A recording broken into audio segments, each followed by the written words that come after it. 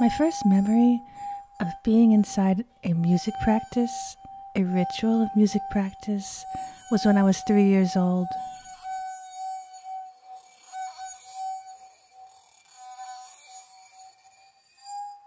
My mom would take me to music lessons once a week. I would go to the piano teacher. There were maybe 2 or 3 of us. We would sit on the floor, and I would look up at the teacher and listen.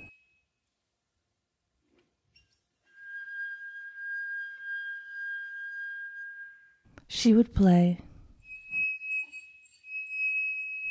and I would sing the notes in my body.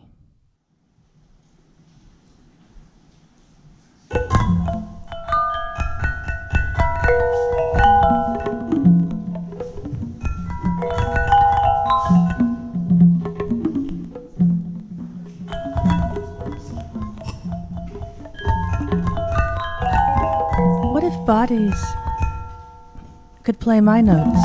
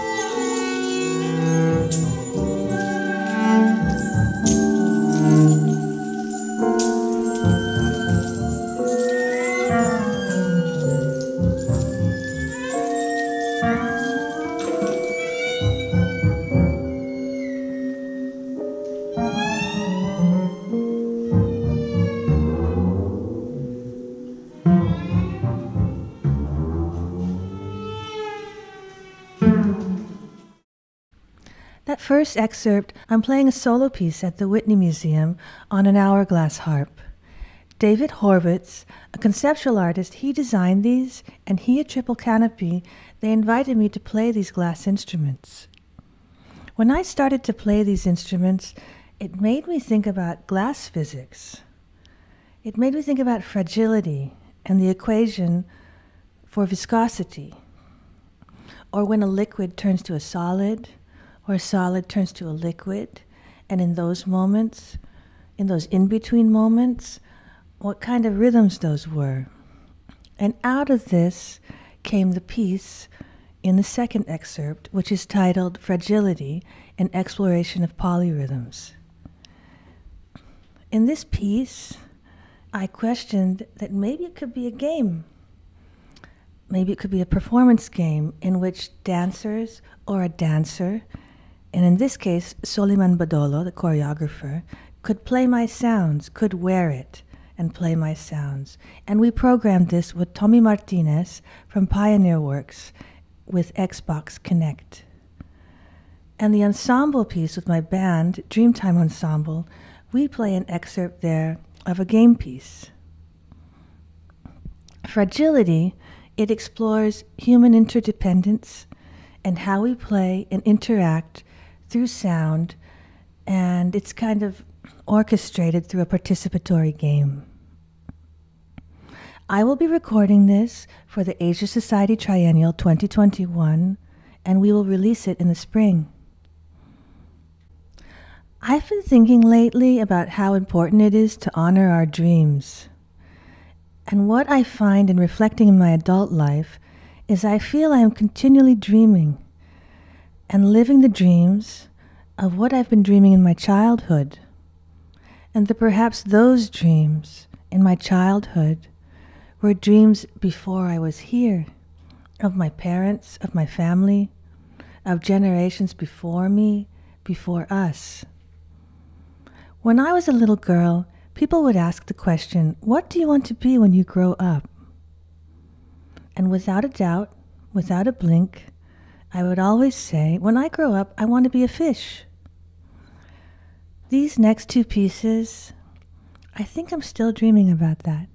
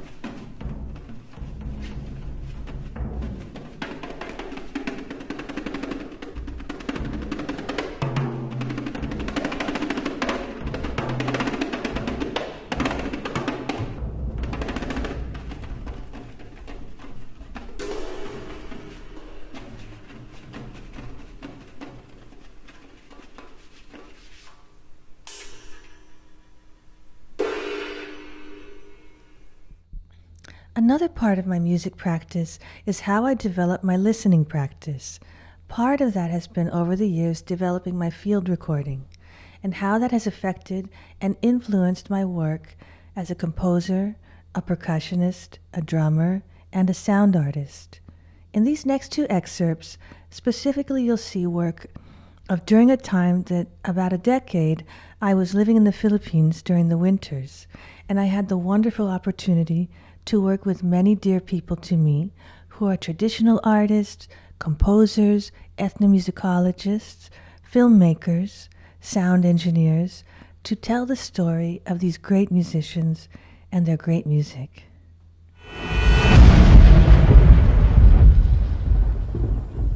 As musicians, we have been traveling like birds, perched over mangroves in Auckland, singing outside villas in Ferrara, sometimes as a bright kingfisher in a farm in Pangasinan, sometimes trapped in a cage like a myna bird in Bangkok, or humming busily in the blueberry bushes of upstate New York. Trying to find my way back home in the music, I hear a haunting melody, more distressed than I imagined. Songs of the birds come from heaven.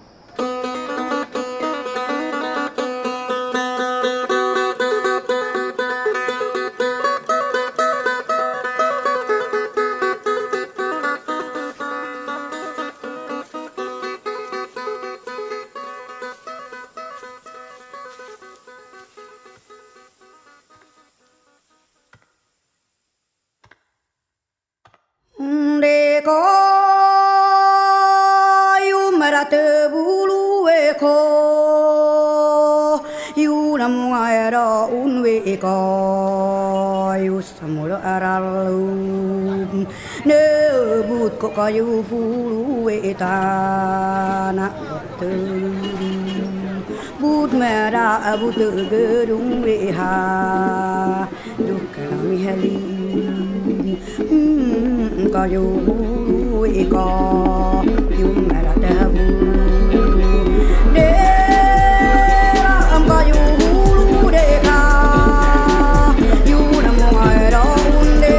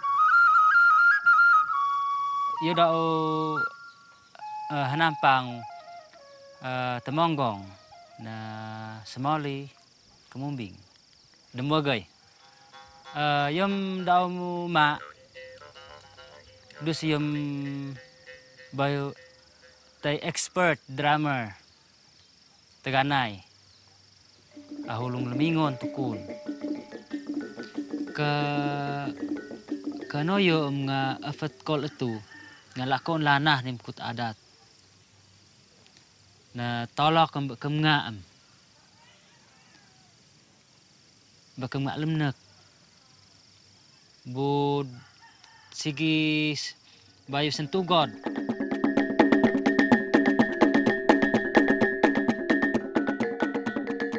You cannot freeze culture. If you freeze culture, that means the culture is dead. You cannot just write down these epics and say, okay, we have preserved it. What is important is that the epics are relearned. I always regard this instrument as not just objects. These instruments are like what you call prisms. prisms by which you see a larger world. You talk about bamboo instruments, you talk about nature, where they come from, their use in life. You know, these bamboo instruments are not just played for sound. They are played for different purposes. So you see the life by which these instruments are relevant. You see a student playing piano, how is that relevant to you as a Filipino? I think they're missing the importance of their own music as a Filipino. When you go abroad, they will not ask you play Mozart. They ask you, what is your music? What is your Filipino music? So that is what they're missing.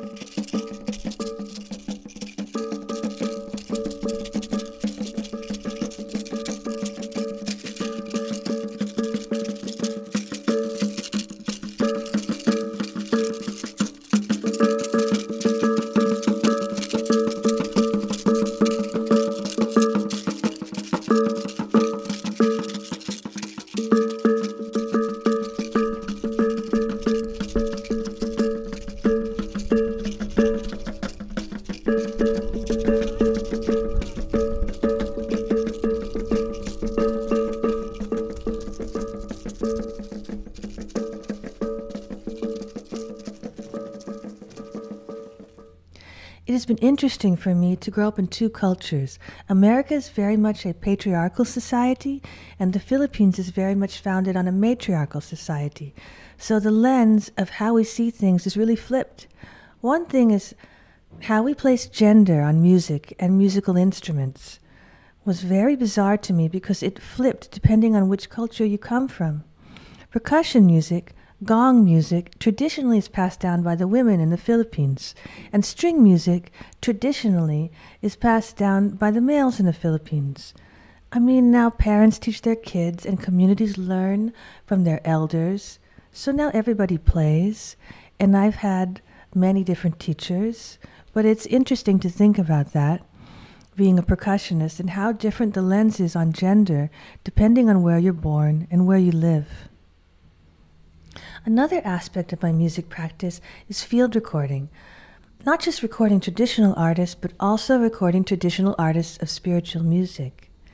And also, as more recently, recording nature, or I might say natural sounds, which has been very much a spiritual and meditational practice for me. I think it's something that has really helped my well-being a lot. These next excerpts, the first one, is shot in Morocco, while I was working with Abdurrahim Amrani and the Hamchafez Sufi group.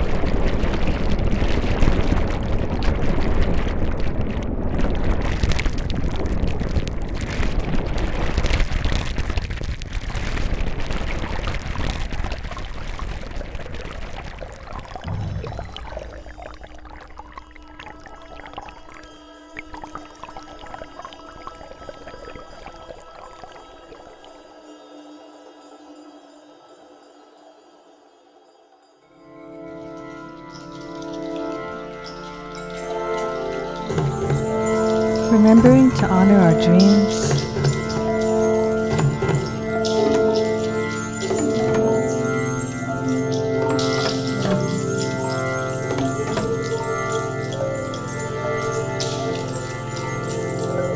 keeping the music close in our bodies.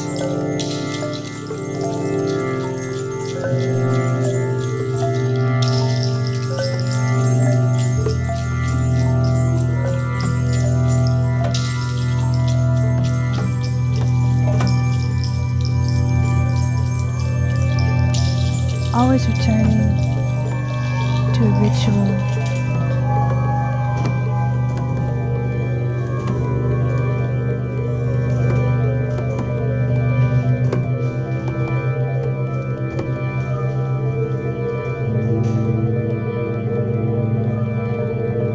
always returning to a ritual.